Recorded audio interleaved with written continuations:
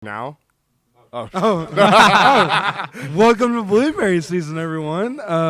My name's Corey. Welcome back. We have an amazing episode for you guys today. We have our OA National Vice Chief, John Andrew, on today. Welcome. Glad to have you on. Thanks, Corey. Glad to be here. Oh, yeah. So, really awesome episode today. So, a quick little brief intro about John Andrew is, obviously, he's the National Vice Chief for the OA. He was a 3-time section chief for Section E3 from the Bluegrass Council, and he is from the Bluegrass Council in Kentucky, which is E3 is my home section too. Mm-hmm. I've known John Andrew for since 2019, 2020, something. Yeah, I've something seen Corey crazy at all like three that. of those conclaves. Yeah, it was great. I remember sitting there and me and him would talk the day before, and I'd be like, "You nervous?" And he's like. It was always no, but actually yes. Yeah, it's he'd say no, I'm all right. On the inside though, you could tell he's like, oh yeah. Especially the third one. I feel like the third was the most nerve-wracking. That's pretty uncommon. That's the crazy thing. Yeah. If you don't know, OA stands for Order of the Arrow, and section chief is when you're elected to preside over the organization, over the OA in a certain group of councils, in what we call a section. Mm-hmm. Yeah. So, Clifton, I'm going to kick it over to you for our icebreaker for today. Yes. All right. Hello, everyone. Welcome back to Blueberry season. So for today's icebreaker is a topic that I'm very excited to talk about. Well, I love doing the bunker as our typical icebreaker. We are switching things up this week. So, everybody, what is your favorite Taylor Swift song that was either on the Tortured Poets Department or Midnight's? We're going to go with her recent releases thus far. So I'll start off the Tortured Poets Department. I would say mine is probably "Thank You, Amy," or "I Can Do It with a Broken Heart," just because that's such a fun song. And Midnight's is definitely "You're on Your Own, Kid." Oh my God. Okay, first of all, I absolutely love this icebreaker. I'm a huge Swiftie. I actually just saw her concert with the Torture Poets Department set. I came here from that concert, basically just for this podcast. That was awesome. Basically it. And so I have a great question. I think from the new album, the Torture Poets Department, my favorite song has got to be "I Look in People's Windows." Nice, short, sweet, gets to the point. It's a really powerful punch. Mm-hmm. And then from Midnight's, her album from last year, almost 2 years ago. Wow, time flies. Yeah, I know. That also is going to be "You're on Your Own, Kid." It's such a good song. Yeah. So huge resident Swifties over here, and Corey is a Swiftie. No, he is close enough. I don't know any songs. You're a Swiftie. Okay. You're a Swiftie in this house. Yeah. On this podcast, you're a Swiftie. It's no Taylor Swift hate allowed at all. That's right. We'll kick the host out. I wasn't hating. I was just Taylor Swift. Two thumbs up. Not just one, two. Well, everyone's heard 22 and, those scouting playlists you have to play, right? Oh, yeah. And Out of the Woods, very scouting-esque. Well, at least the title. Oh, yeah. Right. Sorry. OTW. Yeah. Well, honestly, I think petition that we should media should host another movie night, and let's just play the Eras Tour movie. It's on Disney Plus. We'll invite you back. Yeah. I'll consider we booked. I know. All right. That's flight's already booked. We already got transpo set we'll just up. Invite all the Swiftie scouters to come to Yamagata. Oh yeah. And we'll just have an Eras Tour night. Look at that. That would be a huge sell. I think Taylor should play here though, because I agree. I know I'm going off on a tangent per usual, but the AT&T Summit Stadium that we have just down the road on our property holds almost 80,000 people. Yeah. And she can sell out 65, 70,000 people like that, no problem. Yeah. So we all fought in the Great Ticketmaster Wars, for these tickets. Yeah. So I think Taylor should play here. I think we got to get our third-party events team to get Taylor here. Listen, because it's not too bad, after the sun starts to go down over here. If it's you really can sit in not. the stadium in the rain, they can sit out here and watch I know. her. Probably have a better view, too. Sometimes. And we could even have people tailgate in C Camp or something. Yeah. Charlie and in Delta, actually. And just put a giant screen up. It's gonna be loud. Everyone, it can just be a giant Taylor Swift party, but like for real. No, Yeah. I'm here for that. Yeah, Absolutely. Taylor, if you're watching, come to the Summit Bechtel Reserve and play the AT&T Summit funnily Stadium. enough, after I got elected national vice chief, this year's a NOAC year, and that's our big Yeah. program of emphasis. I had half a mind to send an email to her PR team or whoever manages her schedule to see if she could come play at NOAC. Now I didn't do it. I was this close. But she's busy on tour already, unfortunately. Oh, yeah. Very true. Unfortunately. We were that close, guys. One email. 1 year. One email and then probably lots one of email conversations. We'll get her a jamboree. Oh, yeah. Yeah. 2026 Jamboree. Yeah. No more so- Imagine Dragons. We yeah. got Taylor Swift. Yeah, no. Yeah, Taylor Swift. Somebody get her on down here. So quickly, you mentioned NOAC. I want to talk a little bit about that.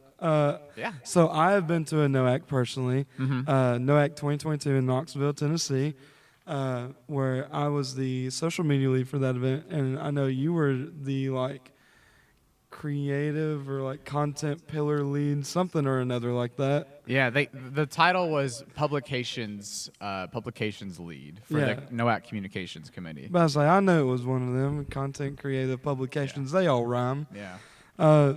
So obviously this year it looks a little bit different for you, being the national vice chief. A little bit bigger role, just slightly, just a hair bigger. Right. So talk to us about NOAC. Talk to us about some cool stuff going on there. Just talk to us about NOAC. Oh, yeah, absolutely. I could probably go on for light years about what's going to happen at NOAC, everything that's been leading up to NOAC. First of all, if you don't know, NOAC stands for the National Order of the Arrow Conference, and it's like the gathering of all of the basically active arrowmen in the nation, as much as we can hold at a university campus. It's a week long. It's the jamboree for the OA. Yeah, but in my opinion, 1,000 times better. It's 100%. Honestly, it needs to be a couple days longer. I feel like it's too short. I feel like Jamboree's just a little bit too long. If we could just, give some of those days over to NOAC, I think we hit the sweet spot at both events. Yeah, so you're on a college campus for a week. You're with you're with your best friends from the Order of the Arrow, and you get to meet a bunch of people from different lodges. And a lot of it is centered around being able to meet people from these different lodges and different countries even. We have our councils in the Transatlantic Council, and we have our Far East Council, who all bring in really big contingents, actually. And so, we get here to NOAC this year. It's at the University of Colorado Boulder, and there's several thousand different things happening between the time that staff arrives and the time that everyone departs on August 3rd.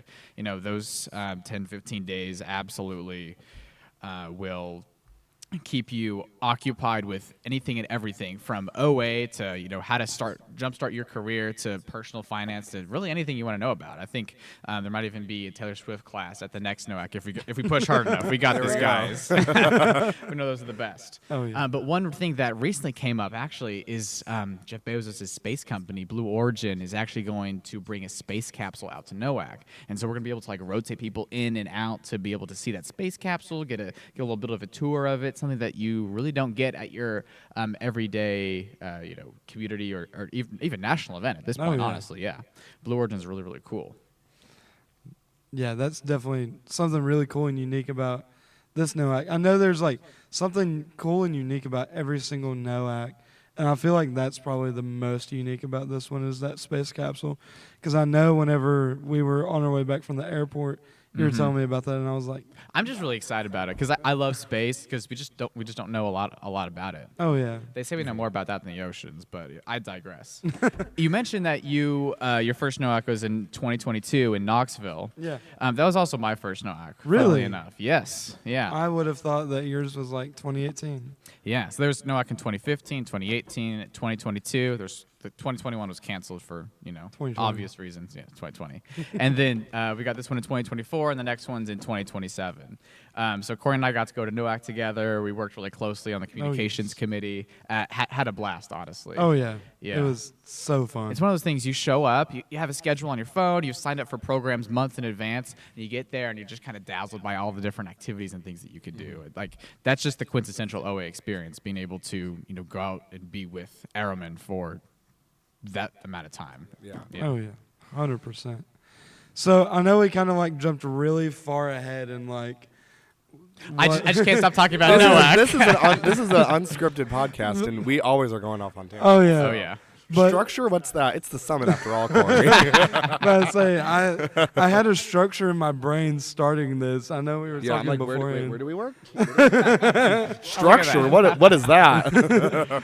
But and so like I was like, oh yeah, we'll do this, and then we'll do this, and then we'll do this, and then we start talking, and I'm like, nope. The conversation flows, That's baby. the joy of scouting, though, is even though it's structured, nothing's ever fully structured. Yeah. Anyway, so before we get too far in, even though we're already like we've done dived Go in, for it. Hit let's me. talk about your scouting journey. I know me and you have talked a little bit about it in the past, but like let's like dive in. Like, how'd you get your start in scouting, and then what led up to the OA, and then I know you were your lodge's secretary at one point, and then you just jumped straight to section chief. You're just like, I'm gonna break the walls down and like. Gosh, I don't even need to tell it. Corey's got it all down pat. Yeah, but my scouting journey started actually when I crossed over. Well, before I crossed over, obviously, I got my Arrow of Light. I actually dropped out of scouting in second grade because my first grade year wasn't that fun for me.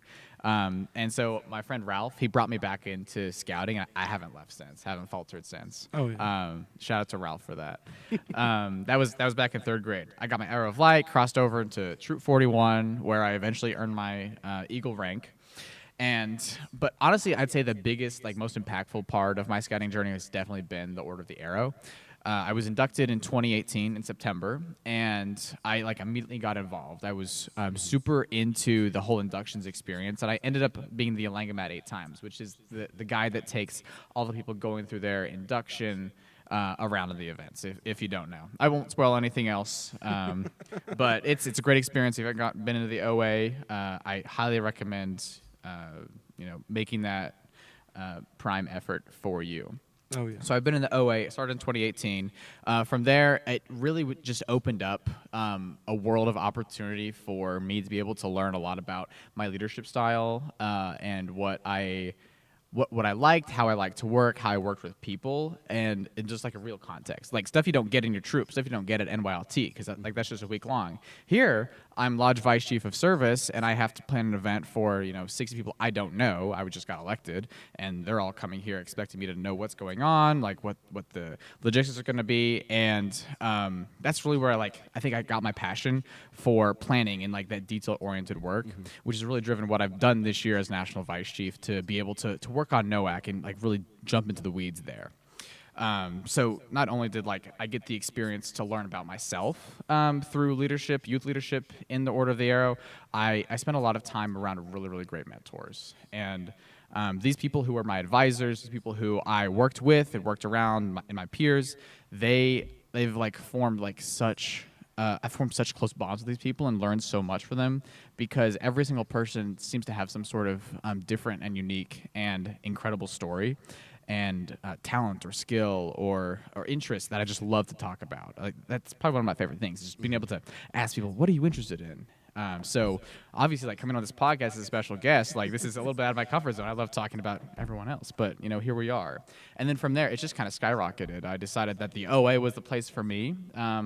And I realized that it's the place for everybody. And from there, I just kept taking those steps to try and influence and affect and bring more people into that fold as possible. And I saw that by becoming section chief. I wanted to run section events, these conclaves that would bring 9 different councils together annually at a conclave.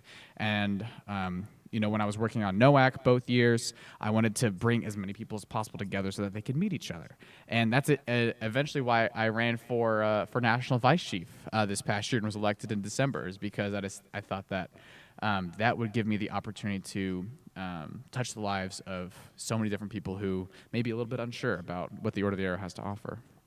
Oh yeah, absolutely. So one thing that I find unique about your scouting journey is you weren't just a 1-time section chief or a 2-time section chief, but a 3-time section chief, which me personally, I have not heard of very often. So I want you to kind of tell us a little bit about that, what that felt like whenever you went from, all right, yeah, I got this once. All right, I got this twice.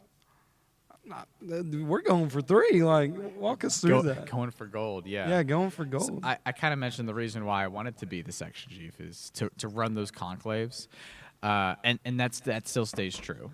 But being a 3-term section chief takes a little bit something different. You know, people can run for section chief and want to have a really cool idea to implement at the next event or this training that they want to implement at their section's training event. But the way that I work, I talked about how I love the details and planning and things. I had a 3-year plan, and I just wanted to execute on that. The section was in, not a super great place like many things were after COVID in 2020. So when I was elected in 2021, I had what I called the Meraki Initiative, and it was the 3 really, really big goals to try and build the section into something more than just a body that hosts an event. And it's really kind of turned into a family, I think, not only between the lodge leadership, but between the people that come to the events, people in the section. And so by being able to share with the people in that area of like what 3 is, what E3 is, what it means to be a member of the section, I think it started to click with people. And by the end of those 3 years, I think that I can say it was successful. But it's because I had that drive, and I was elected those 3 times. I ran opposed every single time. I was elected those 3 times because I guess people believed that was the right direction to go. 100%. I know me personally, whenever I was making my lodge was making our selections for votes, I know one of the things, like, I'd love to say it was 100% you every time, but I mean, obviously, There's other good candidates. Yeah, there was other good candidates up on that stage. I can't remember all of them who you ran against, but I know they were all really strong people and really good leaders. And I think that's one of the testaments that I know myself and Clifton, you and John Andrew, is scouting builds like really good leaders. And that's one of the things that is really unique about this program as opposed to others, is you get so many different life skills and so many different aspects and attributes. And leadership is one of those big ones. And intentionality in their leadership, Absolutely. which is a big part for me. I know I've said that probably about 20 times on this podcast now, is being intentional with interactions. And I want to say that's like the biggest thing about scouting. And I know that was one of the big things about you during your run as section chief, is your intentionality and your intent and the purpose that you were running for. And it culminated into something that was truly amazing, and it led into one big family in our section. And I believe that you're going to keep on doing that even through your term as the national vice chief, which is something that I love to see, and I know you love to see it too, Clifton, because, I mean, it's like our family here at the summit. I mean, we're all one big family, even though we're like all individual people, and in about 3 weeks, we're all going to go home to our own respective places. Yeah, it's so sad. I started. I was like, I don't know. Right back into school though. So I don't know. not I don't know if part I'd of say that. I'm happy. I don't know if I'll be. I can't. I don't think I can say I'll be sad to leave this summer. But Yeah, right, sure. You'll be sad to leave the people that yes, you've met. yes, I will. I will incredibly miss the people here, and I will miss my friends dearly, and I will miss this area, but this site. I don't know. It never ceases to amaze me how it's both extremely humid and extremely dusty here. I just don't get it. Yeah, the heat's been a little rough this year. Like, I want there to be snow on the ground. I don't want to have to do the shooting sports hike twice a week. I'm just hoping that next season there's a little less walking, even though I know what I signed up for, but there's just been a little extra hiking due to some unforeseen circumstances this summer. So hopefully next summer I'll have a little less hiking. Yeah. Hopefully. Speaking of hiking, I'm actually here not just for the podcast. I'm also doing the Order of the Arrows high adventure program, Yes. the Summit Experience. Yes. So talk to us a little bit about that. How's that been so far? I know, me and you talked a little bit about it on the call right here, but how's that been so far with the OASC program? And obviously we'll, shout out the other ones as well, but OASC to me is the best. Right, we're here at the Summit. About to Yeah. say, They're pretty yeah. cool. I've done it twice, so. About to say, you come back because you went through. What year was it? I did I was a participant in 2020 when I was like 15 or 16, and then now I'm coming back as a guest foreman as the national vice chief to like see how the program has changed and honestly spend a week with the kids that are going through it and just kind of shed some layers, not have to always be the guy with the gold loops going around to OA events, and just kind of hang out with these people, just like Cliff and Corey over here. I was about to say, I know you told me earlier that you told him about, now it's about 6 hours ago, that you are actually the national vice chief. And I know that some of their like reactions from what you told me were like kind of like shock and surprise and whatnot. Mm-hmm. Yeah, so I guess for your reference, Corey kind of stole me away in the middle of the trek. So with permission. Right, with permission from the director. All good. I couldn't wait to be here and talk about Taylor Swift with Cliff.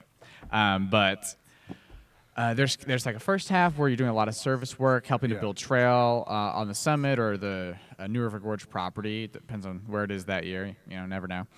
And then we have like the adventure side of it. So we're kind of in between that right now, and with some special program elements sprinkled in between. And those honestly are my favorite. It's true to the OA in every way, in that they don't tell you what's going to happen, and you have a lot of fun doing it. So being here in between that, I just showered, get ready to get my summit adventure on, and then go whitewater rafting later. Ooh, yes, that'll be a lot of fun. I love our rafting here. Like the New River Gorge is definitely one of the best places to go rafting. I remember when I was 16 and I went on the trek. The river guide was like, okay, now you guys have to paddle through this. We call this the meat grinder, and that has literally been in my head for the past 4 years. Like if I fell out there, I would literally be pulverized by the rocks and the waves. Yeah, but it's a great experience for sure. I was say that's another unique thing about the OA is all the different high adventure programs.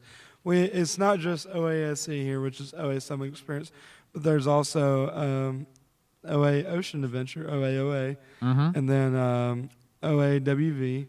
Wilderness Voyage up at Northern Tier. And then I always forget Philmont's. Well, Northern Tier also has another one, OA Canadian Odyssey. Oh, yes. Yes, so there's 5 total, and then the 5th one at Philmont is OA Trail Crew. Yes. And for all of these, go for half the price, sometimes double the amount of time. In half the time you do some trail work or some service work to the area. The other half you get to basically build your own experience. So at Philmont, they don't have to pick one of the prescribed treks. You get to literally just say, okay, I want to go to Bobby and Baldy and Phillips, and you do it with your foreman. Out here, we did our service, and then we got to pick which of the summit experience things we wanted to do. So they don't know this yet, but we're going to be doing the aquatics and all the zipline features around here. Oh, yes. I adore our aerial sports. That is by far my favorite day as a rover, because one of the cool things about my job is that I actually get to once all of the scouts go through the line, I pretty much have free reign to do all of our activities. So while the rotation this summer has been interesting to say the least, I get to ride Alexander's Eagle Flight about twice a week now. So that's been a highlight of my summer, because I just love our aerial sports, and I love our large zip line out there. So you're gonna have the best time. It's an awesome experience. It's so much fun. All these 16-year-olds were thinking they could beat me on the Eagle Flight. I was like, no way. I know how to do this. I'm a pro. Just ask him to super arrow, and you will just fly down that zip line. Oh yeah, that's I think that the aerial episode was probably Clifton's favorite episode. That was so a really far. fun episode because I just love our aerial sports. So even though I they were made a lot of Jess fun. not pick Alexander Eagle Flight as her favorite program area. I asked the question of what is your favorite aerial program area, and Jess's are Alexander Eagle Flight managers, or one of them, and I told her you can't pick Alexander Eagle Flight, so she kind of yelled at me for that one. Oh, that's good. Because she was like, can't pick my own program area. She can do it with a broken heart, though. Oh, yes. There we go. Yes. I love it. I'm here for all the Swiftie references. I know, about a week ago at our Appalachian Celebration, my other Rover and friend Lucas, he was playing music on his speaker, and there was like a solid chunk where there was like literally like probably 15-20 minutes of like just Taylor songs, because like that's just what, and like he didn't even plan it that way. Like the shuffle just kept going to Taylor, and there were all of It these. knows. It was so funny because there was probably like a dozen and a half like girls and other scouts from scout camp in line, and then like the whole time we're just having like a Taylor Swift party. As like I'm like you know, and like it was like funny because, you know, like when I'm branding, like I'm usually in like jeans and cowboy boots, and like I have my cowboy hat on, like it's definitely Fearless era. and I have like a whole like, you know, I have the hot irons in my hand, and then you just see me like screaming like 22 and like you belong with me. And then when like the Folklore and Evermore stuff came on, it was like the Folklore Evermore girlies we were out and about. It wasn't just sweat coming down your face at that point. No, my sweat was ricocheting. So Yeah. That's great. Well done. Oh my lord. All right, so getting a little bit back on track, even though I know y'all can literally sit here for the entire podcast and talk about Taylor Swift. we could. Which, I mean, I'd let y'all, but I do have just a few more things to ask, and then y'all can talk about Taylor Swift all you want. Yeah, the cameras will still be rolling. You'll be in bed by then. Foxtrot. So, obviously, the National Vice Chief election, or any national officer election, is kind of an experience in a way. So, I want you to walk us through that experience, how that was, what that looked like. You want me to shed some light on the papal conclave? Something like that? Sorry. Well, yeah, so a lot of people, like, I get the question a lot, oh, how do you become a national officer? And obviously there's the things that the website says. You have to be a section chief, and you have to be under 21 for the entire length of your term, so which is the following calendar year, basically. Right now, and you're elected at the national planning meeting, which is at the end of every year. It's between Christmas and New Year. And what happens is all 43 section chiefs, these people that administer the OA program in council clusters around the U.S. And those 2 non-U.S. councils, they all get together, typically in Dallas, the national office, or the Marriott next door / in a different city. Anyway, in that area, the Westlake, in Westlake, and they're locked in that room, and they can't come out until they've elected an Order of the Arrow national chief and a national vice chief. And it's almost kind of exactly what you imagine. First of all, we don't drink a lot of water at dinner because if we leave, we're not allowed back in. So that's pretty interesting. And there's a couple of rounds of speeches. There's rounds of balloting following each speech or each round of speaking. And then at the end, after 3 rounds, there are 2 candidates left. And those are taken out of the room, and the rest of the electorate comes up with 3 questions to ask those 2 final candidates. And then they're brought in one by one to answer the questions. And then they stay outside the room. Everybody votes, including the 2 that are, candidates for that office, national chief, national vice chief. And then what happens is, and you can watch this on really late at night on December 27th or in the morning of December 28th. It's on Instagram. Those 2 candidates are backed into that room, so they don't know who's been elected, but everyone in that room does because they read the votes out loud. They're backed into that room, and the current national chief or vice chief, whichever position they're electing, has their hand on the shoulder of each person, and they say, "Airmen across the nation, it is my pleasure to announce to you the 2024 National Vice Chief of the Order of the Arrow." And that's when Grant Kim put his hand on my shoulder and said, "John Andrew Segebarth."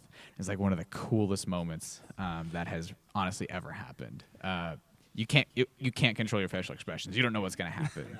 Yeah. And then we all go to bed. It's probably 2 a.m. by that point because it takes a long time. We take this really seriously. It's an important job to elect the national officers. Go to bed, wake up in the morning, just like Kesha says, and do the elections for our region chiefs, just the exact same way. So that's kind of how it works. Yeah, that would be kind of intimidating to me, just like walking back into a room and everybody already knows the answer. And because I know I stayed up that night because I knew that you were running. Mm-hmm. And I remember watching the national vice chief announcement, And I remember your face was like, I don't know what expression to be, happy, grateful, or glad I can go to bed. It's probably a mix of all three. But I think it was like all three mixed together at one, and like some of the others as well. But so what has been your favorite memory so far as the National Vice Chief? Now, for the record book, realize you were asking me this 1 week before I arrive at Noak and a week and a half before it actually starts. So that's while I'm not going to take the obvious low-hanging fruit there. I've got to say I've been to like 15 or 17 events. Closer to 20 events this year so far. So weekends, while I'm in school, I fly out to different areas of the country to see the Order of the Era program in different areas. So like it's so interesting how Florida does it different than upstate New York, than Oklahoma, than the Pacific Northwest. Well, it's really hard to pick a great event. I think you guys would understand when I say being able to go to Tokyo for a national leadership seminar was probably my favorite experience. Oh, yes. Not the 12-hour flight, mind you, but everything else. Ooh. Yeah, we get 3 days for the course. Everyone in the Far East Council, they all came in there. We had people from Cambodia, Japan, Okinawa, which is the other island in Japan, Singapore, the Philippines, Hawaii, all come into Tokyo. And we ran that national leadership seminar for those 3 days. And then the other 3 days that we were there, we got to explore the city, ride the trains, which is quite the experience. They do it so well over there. They've got nothing on, Summit transportation. Yeah, walking. Right. Also that. Yeah, this is not Jamboree, people. We do not have buses. We walk. That's right. I've only been here for Jamboree and the OA experiences, so I don't... the way I'm wearing a blueberry, thank you for bringing me into the family. I'm so glad I don't have to walk everywhere you do. To the barrels, can't imagine. It's inexperienced. So but it's like I do it twice a week, and I love my cookout and Taco Bell trips. Mm-hmm. So I think that like certain people who can plan a year in advance, they just need to keep up. Yeah. Like I guess that's my little anti-customer service bit. You know what? I just want people to walk. Like, why'd you come to High Adventure? Like, hot take, but you have to hike at High Adventure, and I don't understand why people show up to High Adventure not expecting to walk. Every single one, yeah. It's like insane. But yeah, and like when you get back from that hike, like if we can't see him, that's okay. He's a speck of dust. Like that waste is nowhere to be seen. So I usually end up at cookout anyway. So oh, believe me, you'll find me at Taco Bell. I love that Baja Blast. I love Taco the Bell. Dorito tacos. Oh yeah, so good. We need a Taco Bell like right outside. I've been thinking about that all week, actually, eating those Mountain House meals. Yeah. Ooh. Yeah. Mm-hmm. Brave soldier. Yeah. Been there, done that. we salute you, but I think I will stick to dining hall in any meal that I go out on. Yeah. But happy for you to endure that. Grazie. I think that's everything I have on my list. Wait, I forgot one. But before, Clifton, do you have anything to ask? What was your ordeal like? Because I think that Corey knows exactly. Sorry, we're kind of setting you up here, but Corey knows exactly where this is going. So, I want both of you to tell me what your ordeals were like, and then I'll tell you what mine was like. Okay. But don't, when I tell you my story, don't feel bad. Uh-huh. It's for the plot, but it's funny for the audience. It's a canon event, all right? Yes, Okay. but both of you, please tell me what your ordeals were like. I think the first time you told me yours, I think I laughed a little bit. No, it's funny now. Yeah. All right, Corey, tell us. So mine was the spring before 2018 conclave. Mm-hmm. And so I just remember getting taken to pre-ordeal, and then I do my night of camping, and then I wake up the next morning, and I go and I have my breakfast. Always a good sign. Which was, I mean, y'all know. Yep. It is what it is. And then I go out, I do my work, which was, I think we were rebuilding platforms, wooden tent platforms, and then We did some other like odd jobs. I think we like raked the leaves and swept platforms and things of that nature. And then I remember like before my ordeal ceremony, just sleeping on a flipped over ping pong table that was stacked on top of another. And I just remember laying in between like both of them and sleeping. And then I was like, no, this is uncomfortable. And so then I moved to this 3-foot wooden bench, and I start sleeping on that because I thought that would be better. And then my mom comes and wakes me up, and she like taps me on the shoulder, and she's like, "You comfy?" And I'm like, What do you think? I'm like, totally, Mom. I'm so comfortable sleeping on this wooden bench right now. and then we go do my ordeal ceremony, which was really cool. And then obviously getting to sing the song with everybody after the ordeal ceremony, and then getting to see all these people that half of them I had never seen before. And so that was nice to meet all those guys, and now I know them all really well. Talked to a bunch of them, served alongside some of them, because I was a lodge vice chief of service for 2 years, and then a lodge secretary for 2 years, I think. I don't know, something like that. One of those numbers. It was, I remember half of that. I was there. Yeah, it was like 2 or 3 years. And so then, like, immediately following that, like, the next weekend or the weekend after, I had my first ever conclave. And I was in the dish room washing dishes the entire time, which was fun. I enjoyed it. Like, I know I tell people that, and they're like, oh, that must have sucked. And I'm like, no, that's what I did in my summer camp back home. Is I'd help wash dishes and work in the kitchen and whatnot. And so then people are like, oh. And I'm like, yeah, I enjoy it. It felt like home. Yeah, and I mean, we always have a good time. We have a speaker going in there, and, like, we're having fun. Like, sometimes some people get sprayed with the washer thingy, and then, like, you're like, hey, cut it out. And then they're like, psst. You know, Of course. yeah. Typical response.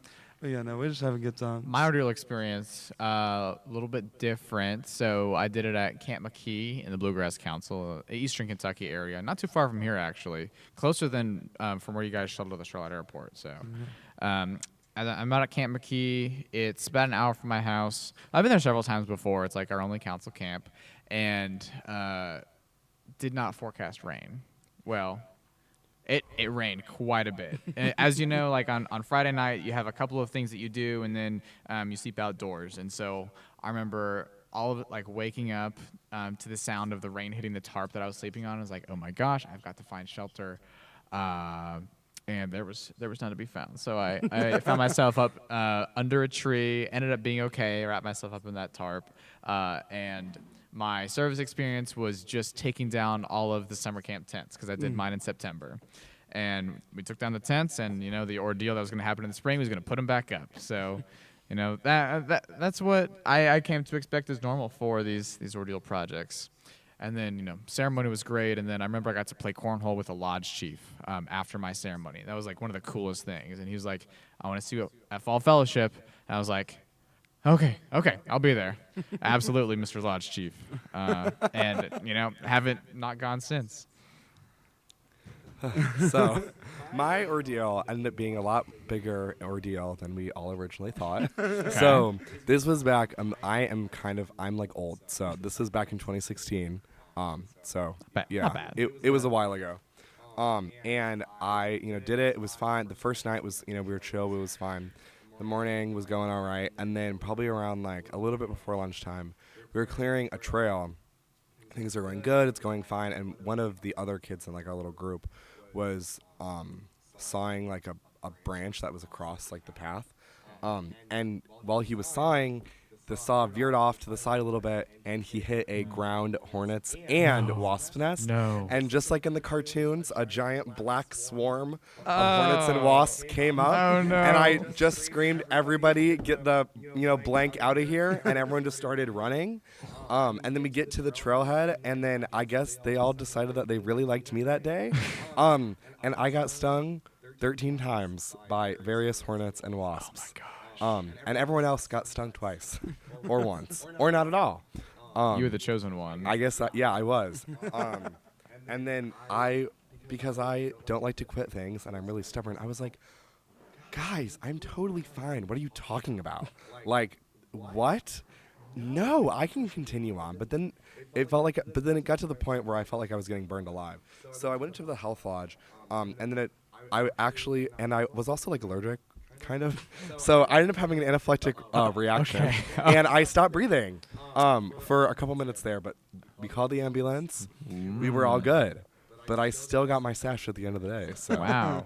You are almost like a rule in the guidebook. You're almost the guy to safe scouting. Yeah, that's my ordeal story.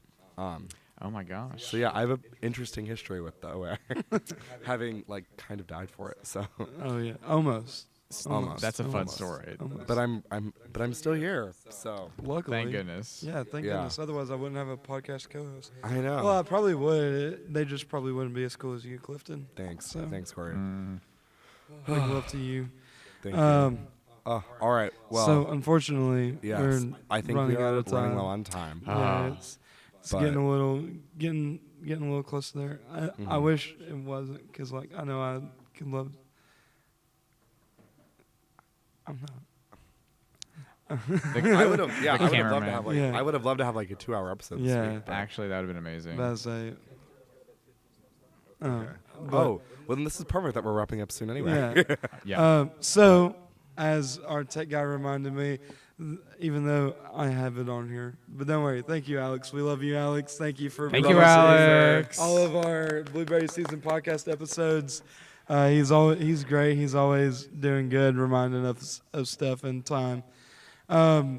So as always, shout out to the bunker. If you want to pick up some cool swag, like I'm wearing, I don't see any other cool swag anywhere around here. I got one today. But John Andrew actually just picked one up today. So if you want a cool shirt like I got, or any other cool swag that we got out on the Bunker store, go to store.summitbsa.org and use code OAVC24 for 25% off your online order. So yeah, you can get your own little discount code for your Nice. episode. So. That's a first. I got my own discount code. Yeah. So use code OAVC24 for 25% off your online order. And again, that is store.summitbsa.org. Yeah, go get your cool Summit merch. We'd love to see it. But yeah, unfortunately, like I said, it's time for us to leave. But I know I'll see you at least once more this week or weekend. And then I've got more weeks with you. So yeah, we're good. But yes, thank you so much for joining us. Thank you for having we really me. appreciate you coming on the podcast this week. Yes, So. it has been fun. But yeah, so make sure if you're not already, follow us on all of our social media platforms. If you're watching this on YouTube, be sure you like and subscribe. And yeah, thank you. Yes. Thank you, Join us again guys. Thank next you, week. everybody.